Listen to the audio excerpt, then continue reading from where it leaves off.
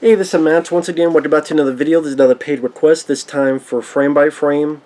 And he wanted me to review a film called Strange Magic from like 2015. Now, first off, if those interested, you want to send in a paid request of a topic, ranking, a list, a review, a commentary, randomness, it could be pretty much anything.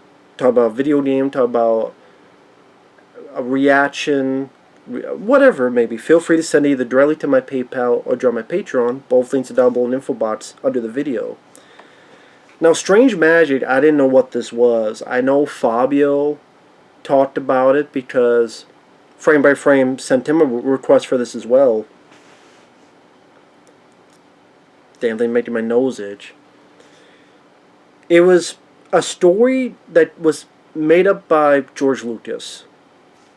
For years, apparently, he wanted to do this movie.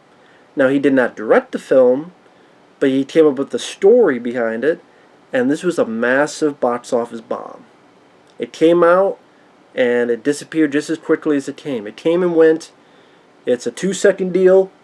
You pulled in. As soon as you try to fuck, you released, you pull out.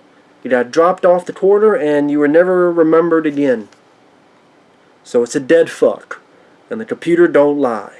There's a computer right there. You hear it. It's not lying. It says this movie's a dead fuck.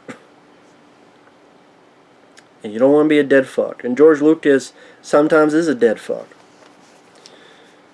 This movie was forgettable. I can't even say if it's a rant-worthy movie. It's just a very forgettable film.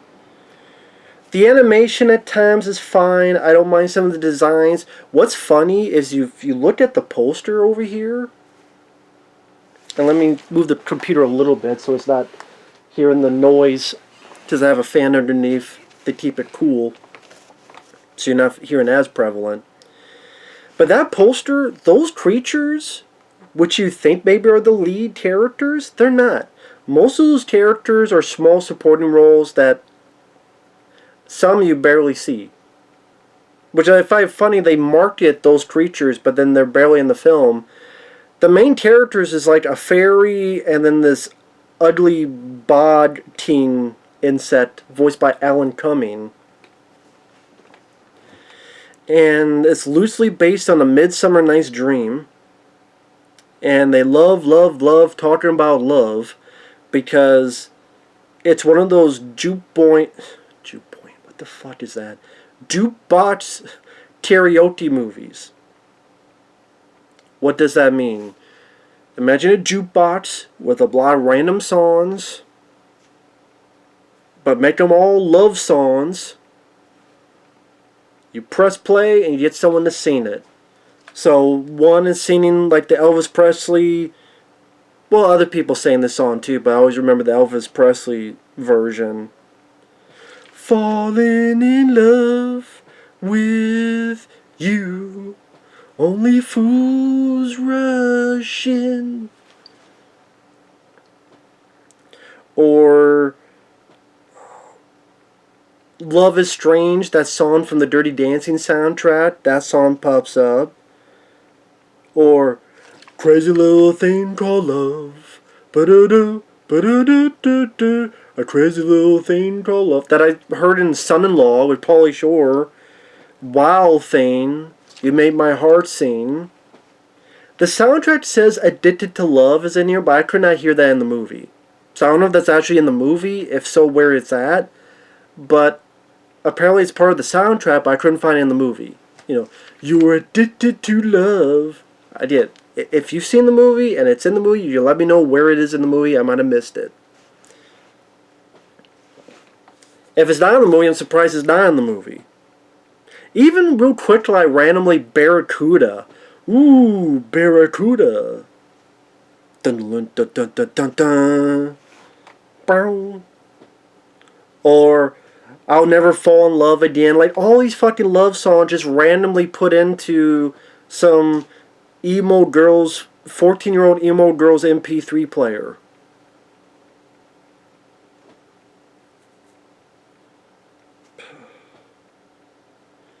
I mean, the story's nothing special. You have a fairy kingdom and you have a dark forest. And the border is lined with these roses that are used for love potions. On the fairy kingdom, you have people. You remember that movie Mars Needs Moms? The way the humans looked in that? That's kind of how the humans looked at this. It's a bit weird, design-wise. You have the princess, and well, there's two princesses, two sisters. One is ready to marry this guy that pretty much you might as well call him Gaston from Beauty and the Beast. It's the same type of character. He's handsome, he's full of himself, he wants the girl, because he wants the armies, and everything, in this case, wants the armies. But this guy talks as if it's Bruce Campbell trying to do, it's not Bruce Campbell, but like Bruce Campbell trying to do Elvis Presley. That's the way this wannabe Gaston type says. And talks like. But then she finds out he's cheating on her by him, he's kissing another girl, so now the wedding's off. Her dad is voiced by Alfred Molina, who looks like George Lucas. Like the way the father's designed is like George Lucas. But that's voiced by Alfred Molina. And so because our princess saw that this guy cheated on her by kissing another girl, she now immediately becomes emo. It looks like it took a day. I don't know how long it's been. Has it been 2 days? 2 weeks? Boom, all of a sudden she's goth. Because she sings I'll Never Fall in Love Again. They actually literally made her eyes like fucking goth makeup. Hair dyed. But that was a quick.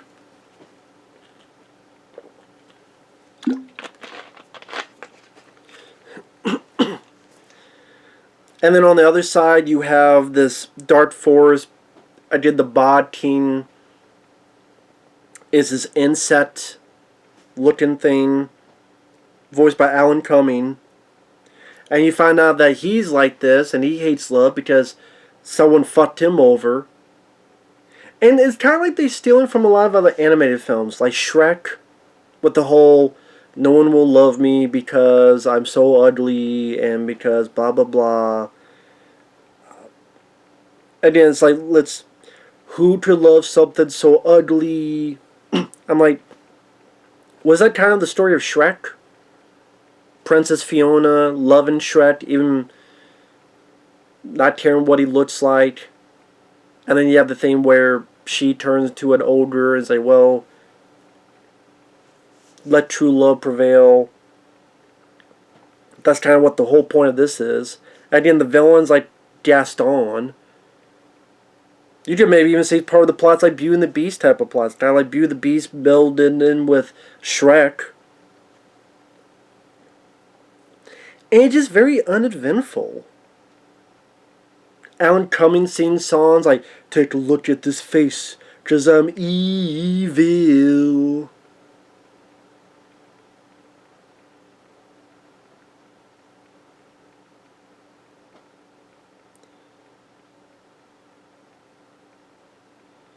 I don't know why. I think my mind was cracking. I don't know why. It's not the worst movie ever, but for some reason when Alan Cumming was singing Take a Look at This Face, it made me think of a song that was on that TV show Elf, where Elf wrote a song up to the Tanner's daughter.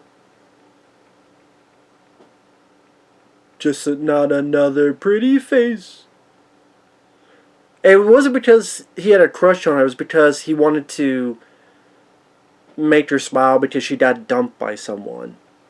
You're the one that's out of this world, sweet baby. You're the one that's out of this world. I mean, when that fucking Elf, a sitcom, created a fucking song. Like, this couldn't create any songs. It just, again, the jukebox, what's in the jukebox, let everyone karaoke the shit out of it. And all thrust of the plot comes into play because this little elf guy who wants the other sister works with the wannabe Gaston, saying, you go get this potion, or you get this flower to make this potion. He does. He gets over here, the bugs in the dark forest don't like that their shit was stolen because they don't like any potions being made, and the flower, you went into our territory, and we have this sugar plum fairy in isolation. You got her to make it, and you were in our territory. What the fuck do you think you're doing? We want that shit back. And so the other sister gets doused with the love potion, and they kidnap her, and then she looks at the bod teen, whatever the fuck. I don't give a shit. So then she's in love with Alan Cumming, but Alan Cumming's like, oh my god, I gotta find an antidote for this. While our lead, the other princess, our lead, goes in to save her sister. Gaston follows, just, hey, I'll save 2 princesses, and I'll get some, I don't know, some poontang? I don't fucking know. And then the little elf guy's like, you know what, I'm gonna fucking fix my mistake. I'm gonna join this cause too. I'm gonna find this love potion that was, the rest of it was stolen by this little mouse possum. I think it's called an imp. It looks like a little possum mouse thing. Remember Ice Age? Remember that little thing Strat that loved the acorns? That's what it is. It's this version of Strat. This movie's version of it. This is a little creature that doesn't talk, doesn't speak any language, and wants this one thing no matter what. In Ice Age, it was the acorn. Here, it's this potion. So you have the little elf and this other guy trying to get that. You have the princess, the lead, going to this place and having a fight with Alan Cumming's character. And then the two start bonding because they both hate love and they both have had a past where they got fucked over. And then all these songs, like the other sister under the potion singing constantly, sugar plum honey bunch, I just can't help myself.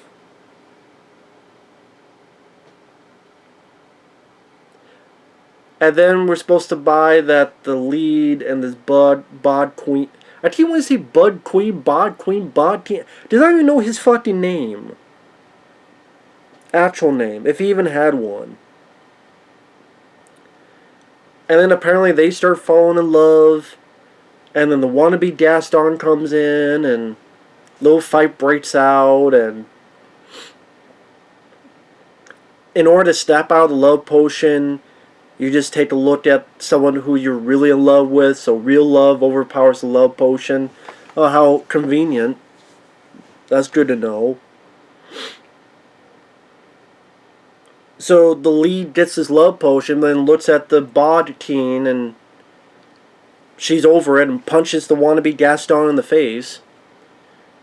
And then they're going to be together, and that's where our least is, wild thing, you made my heart sing.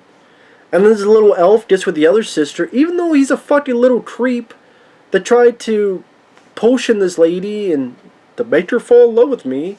But hey, that's okay, he gets a reward.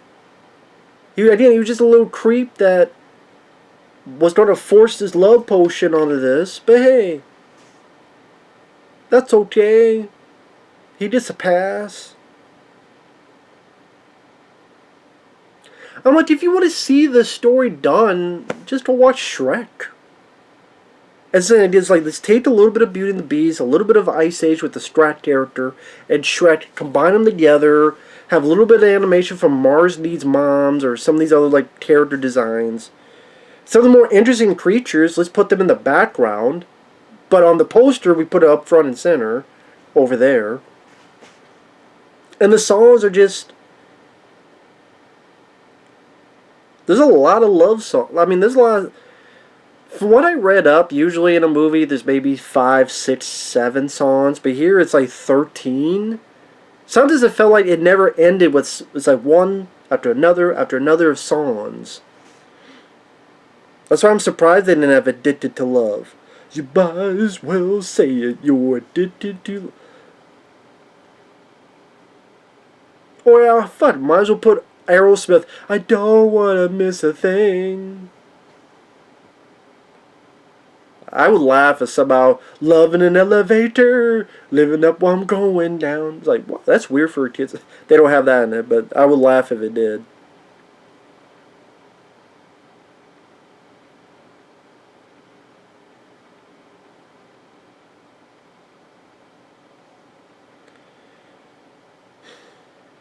Is there anything I liked in this? Sorry, did that major pause. I'm really thinking. The reason it's not the worst movie ever. There's not. It doesn't at least have fart jokes and burp jokes and shit jokes. At least it doesn't have that. At least it wasn't an overlong movie. It didn't try to be a 2-hour film. At least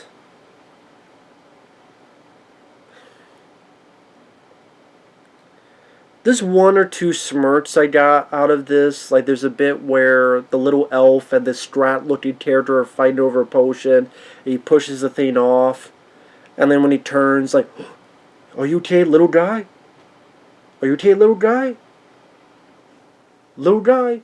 And in the distance, you hear a noise, dun, dun, like, "I'm fine." "Oh, okay, good. Goodbye," and then leaves. Okay, that got a little chuckle out of me. I'm like, okay, that was a little bit funny. But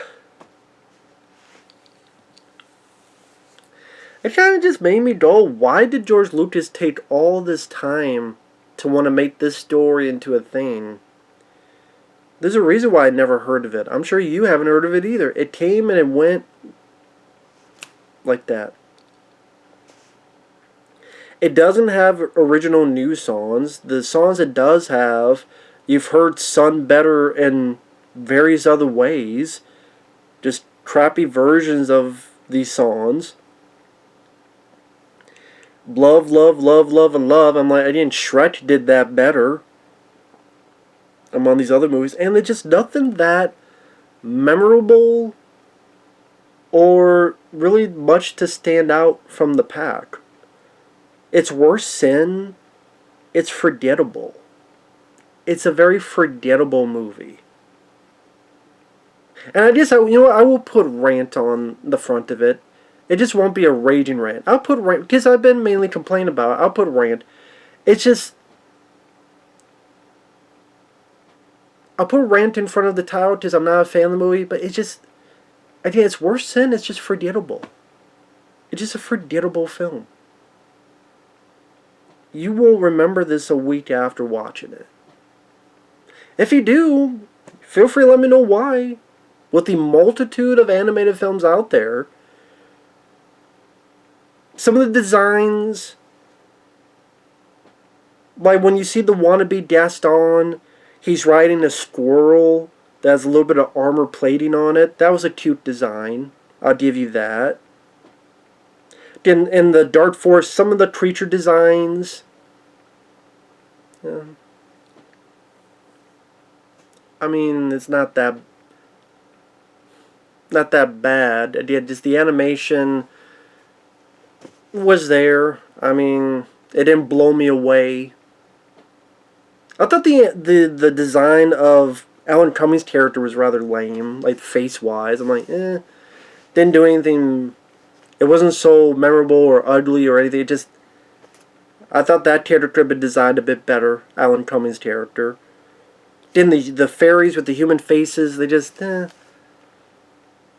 almost want to say this is like a shitty version of Fern Gully, but there's not really any similar to the plot of Fern Gully, so that wouldn't make sense. Although I would just say just go watch Fern Gully Last Rainforest because it's a better movie than this. There's nothing much to this movie. So I don't know what else to say. Thanks for watching. Take care. We'll see you guys later. Bye-bye.